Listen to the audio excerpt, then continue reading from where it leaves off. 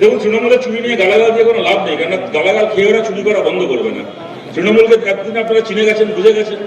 গালাগাল খেয়ে দেখবেন কোন দিন ছাগল ঘাস খাওয়া বন্ধ করে দেবে, কিন্তু তৃণমূল ঘুষ খাওয়া বন্ধ করবে না।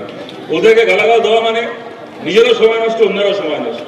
দেখুন, এখানে দাঁড়িয়ে এখন সবাই ঘন্টার পর ঘন্টা তৃণমূলের নামে গালাগাল দিয়ে যাওয়া যায়, তৃণমূলের চুরি নিয়ে কথা বলা যায়, কিন্তু সেগুলোকে বলে আমি সময় নষ্ট করছি না। দুটো কারণ, আমার পরে দীক্ষিতা বলবে, মীনাক্ষী বলবে, তাছাড়াও আমাদের আরো কোনো নেতৃত্ব বলতে পারেন। আমাদের খুব বেশি সময়, শীতকালে রাত বেশি সময় চালানোর সুযোগ নেই মিটিং, সেটা একটা কারণ, কিন্তু সেটা ছোট কারণ। বড় কারণ হচ্ছে, দেখুন, তৃণমূলের চুরি নিয়ে গালাগাল দিয়ে কোনো লাভ নেই, কেন গালাগাল খেয়ে ওরা চুরি করা বন্ধ করবে না। তৃণমূলকে একদিন আপনারা চিনে গেছেন, বুঝে গেছেন। গালাগাল খেয়ে দেখবেন কোন দিন ছাগল ঘাস খাওয়া বন্ধ করে দেবে, কিন্তু তৃণমূল ঘুষ খাওয়া বন্ধ করবে না। ওদেরকে গালাগাল দেওয়া মানে নিজেরও সময় নষ্ট, অন্যেরও সময় নষ্ট। তাই ওদেরকে গালাগাল দিয়ে সময় নষ্ট না করে আমরা বলতে চাই, কতগুলো লক্ষ্য নিয়ে আমরা বামপন্থীরা লড়াই করছি।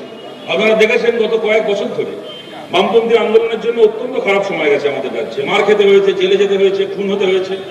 তা সত্ত্বেও যে লড়াই আমরা লড়েছি, রাস্তায়, পথে ঘাটে, মিটিংয়ে, মিছিলে, বাজারে, দোকানে, সেই লড়াইকে নিয়ে আমরা বিধানসভার ভেতর যেতে চাই। আজ থেকে কয়েক মাস পরে বিধানসভার ভোট হবে। এই মুহূর্তে পশ্চিমবাংলায় আমাদের কোনো বিধায়ক নেই। আজ থেকে 5 মাস পরে, 6 মাস পরে বাংলার থেকে কতজন বামপন্থী বিধায়ক, কতজন সিপিআইএম এর বিধায়ক পশ্চিমবাংলার বিধানসভার ভিতর থাকবেন, তা আপনারা ঠিক করবেন, বাংলার মানুষ ঠিক করবেন। কিন্তু যদি আমাদের একজন বিধায়ককে আপনারা বিধানসভায় পাঠান, কি যদি 100 জন বিধায়ককে বিধানসভায় পাঠান, কতগুলো কাজ আমরা বিধানসভায় দাঁড়িয়ে করতে চাই, কতগুলো লড়াই আমরা লড়তে চাই।